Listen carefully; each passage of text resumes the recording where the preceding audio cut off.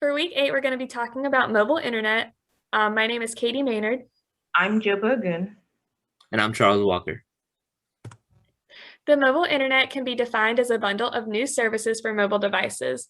This mobility shift allowed for the internet to be accessed from a variety of locations instead of being tethered to a set physical location to connect to home, office, or school networks. Goggin and Duarte described 3 phases of the mobile internet. The first phase was in the early 2000s, and this included 2G and WAP, which we will talk about in a minute. The second phase of mobile internet was in the mid-2000s, and this included 3G and 4G technologies. We are currently in the third phase of mobile internet, which is focused on locative media and apps. We have now moved beyond screen-based media and have expanded the internet to a variety of technologies and services, establishing the Internet of Things. Throughout this presentation, we will discuss 3 technologies that fit into the history of mobile internet. The first technology is wireless application protocol, one of the first protocols to allow mobile devices to get on the internet. The next one is ImaHima, which is a social networking service, which allow people to check in with other people. And the third is WeChat, a mobile app that allowed for messaging, news updates, blogging, payments, and more, expanding functionality of smartphones to the external world. So the wireless application protocol, or WAP, was created in 1998 by phone companies Ericsson, Motorola, Nokia, and Unwired Planet, and they made up what is called the WAP form. And this protocol gave mobile devices access to the internet, and it was built for micro browsers that you would use on phones, as you see in the image on the screen. This is a Nokia 7110, and the wireless application protocol was built for these micro browsers, and it was used to access basic information websites at the time, like ESPN to set scores, Google to do a quick search, or MapQuest to find directions. And so the WAP model works very similarly to the internet model, in that it was a gateway. The WAP gateway was a translator that translated between web markup language and hypertext markup language. And as you can see in the image here, this is the basic outline of what would happen. So the client, which is the cell phone, would request to go to wap.google.com, and it would pass through a gateway that would decode that as google.com, just a regular web URL, go to the web server and retrieve Google's web page in HTML. And when it goes to the WAP gateway, it translates that to web markup language so that a phone can use it, and it would appear on your phone. And then once it gets back to your cell phone. And this is similar to the internet model, and that the only thing that's new is the gateway. The regular internet model does not have the gateway. It simply just goes to the web server and gets it back to you. So some of the problems with the WAP in the early 2000s was that it was a very slow process, as Goggins points out in their reading. It basically worked like dial-up, where the phone needed to make a phone call every single time it wanted to get on the internet. And phones also had very small screens and PDAs as well, and it wasn't easy for people to navigate the internet on such a small screen, and especially when these phones had numeric keyboards instead of a QWERTY keyboard that most people were used to on a computer. These had numeric keyboards, and it made it very difficult to navigate. So around the mid-2000s, when we get into the phase 2 of the mobile internet, we get something called WAP 2.0, which started to support extensible hypertext markup language, which was basically looked more closer to what you would see on your computer. It could show you images, it could pull up links, it could do a lot more than what web markup language can do. And it no longer needed a WAP gateway in between. It used a regular TCP IP and HTTP, similar to that of a computer and how it would get on the internet. So it didn't need the gateway anymore, and it was developed to keep up with 2.5G and 3G networks that were starting to be developed at this time, and you could basically get on the internet a whole lot faster than you used to. And so WAP was phased out in the early 2010s as 3G started to rise. The internet became faster, and it no longer needed to use WAP. Browsers began to support HTML and JavaScript fully, just like it would on a computer. And a smartphone started to use web applications, and you just didn't need a browser to get on the internet anymore. So you could use apps for Twitter, Instagram, Facebook, all sorts of things. And as you can see in the picture here, this today, this is what going on a website looks like, and it looks very similar to that on a computer. So ImaHima was a Japanese social networking service. It actually means "Are you free?" So it was created by Niraj Jahang, I think that's how you say his name, an Indian who was fluent in Japanese, Hindu, and English. And according to him, the purpose was for ImaHima to be like a check-in, like so kind of like kind of like Facebook, where you check in with friends and family, sharing your information, movement and moods, like a status update.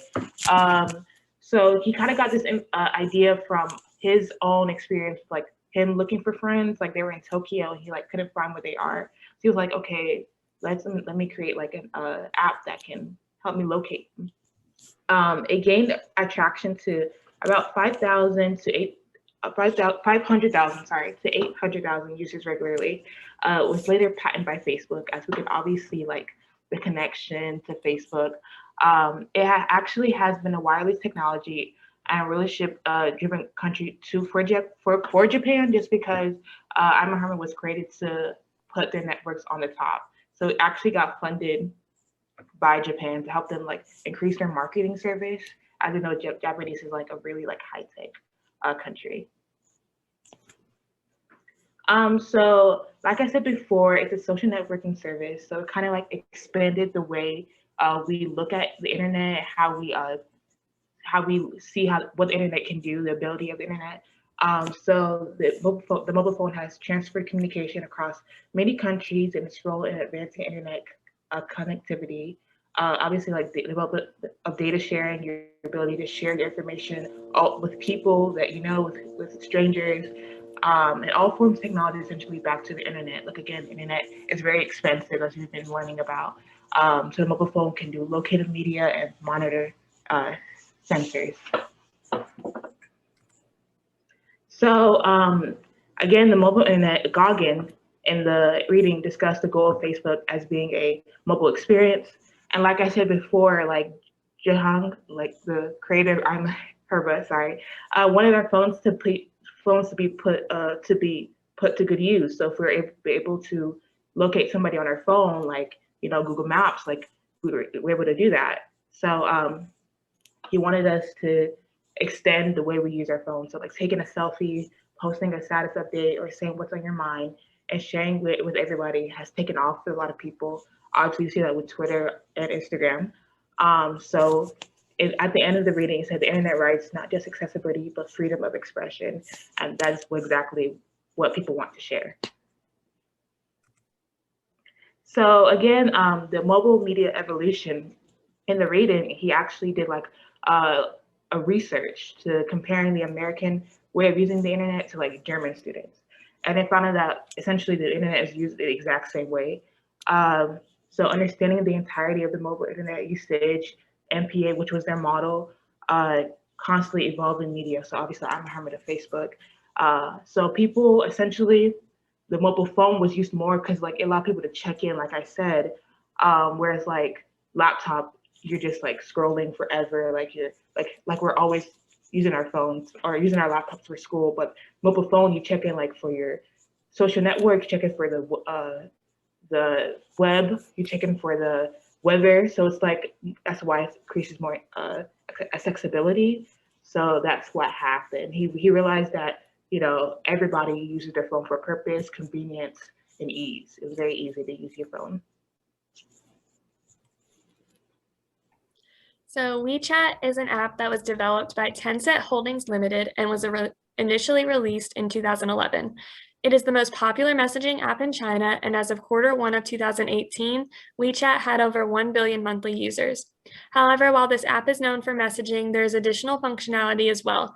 WeChat includes programs, which are basically like mini apps within the larger app. These apps can allow for services such as payments, shopping, games, news, and more. The wide array of functionality makes WeChat a really integral part of Chinese society.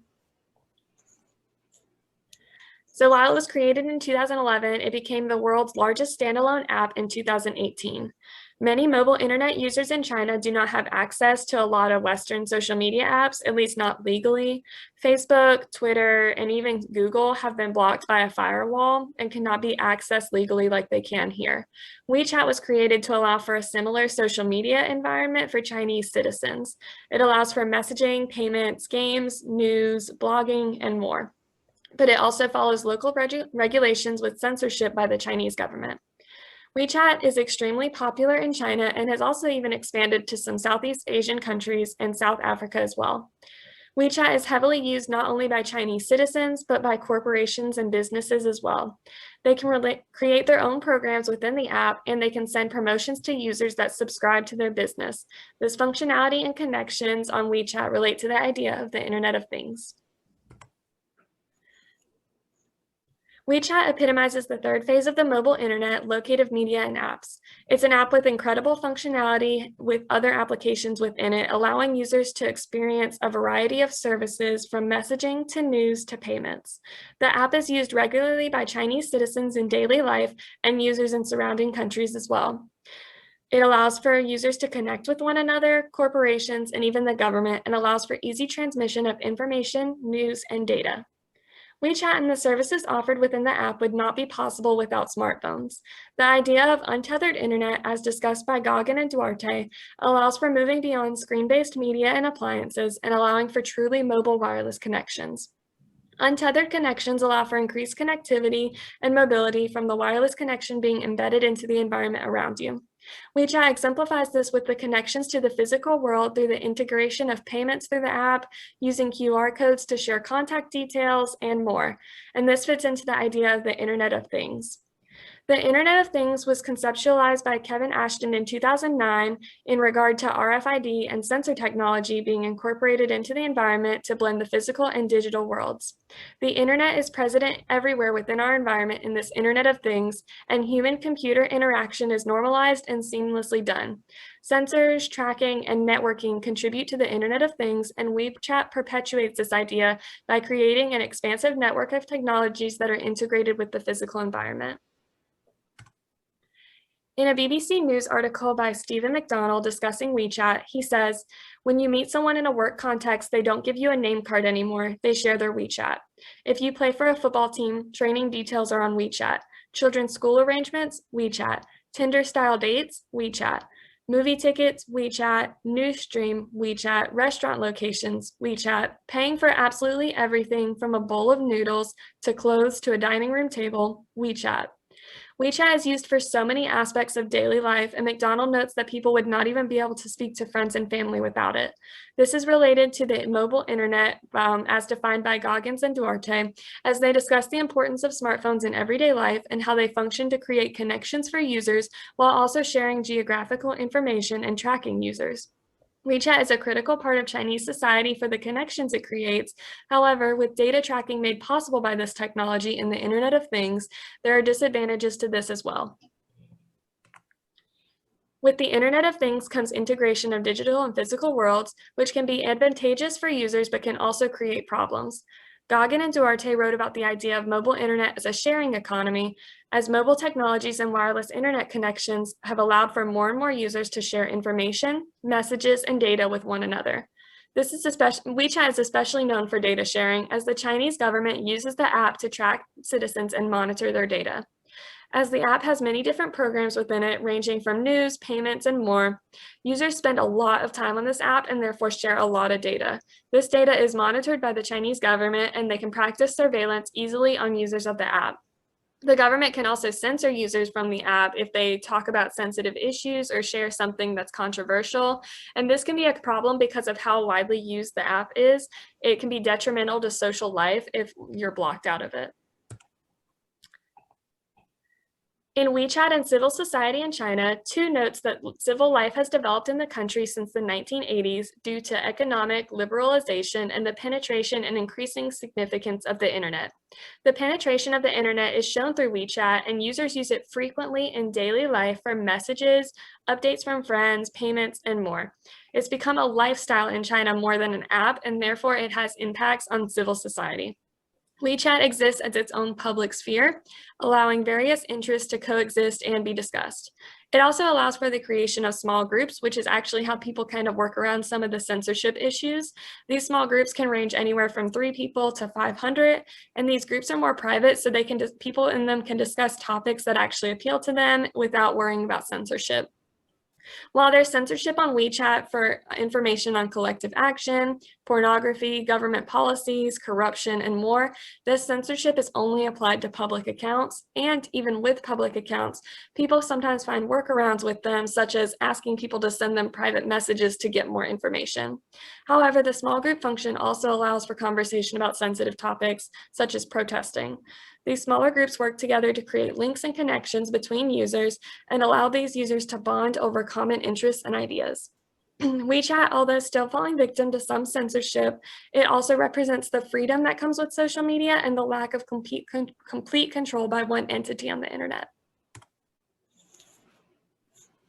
So to conclude, the phases of the mobile internet have built off one another to create the modern day version we know today with located apps and media. Internet evolution stems from users' needs and experiences. And the Internet of Things was created over time by expanding connections between physical objects and the digital world of the internet. And then here are our sources that we used throughout the presentation. And that is all. thanks Catch for you in the joining. pack back.